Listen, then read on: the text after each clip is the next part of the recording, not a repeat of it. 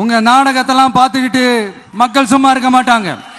நீங்க உங்களோட வசதிக்காக அவங்களோட நிக்கிறதும் அவங்களோட நிக்காம இருக்கிறதும், நாடகம் ஆடுறதும் நாடகம் ஆடாம இருக்கிறதும். அது சரி, நம்புற மாதிரியே நாடகம் ஆடுறதுல தான் நீங்க கில்லாடிங்களாச்சே.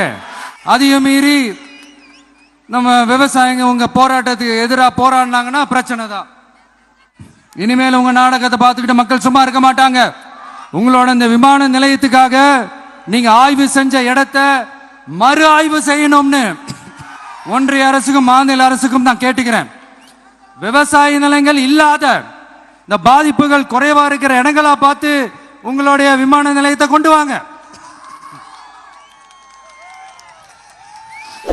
வளர்ச்சி தான் மக்களை முன்னேற்றம்.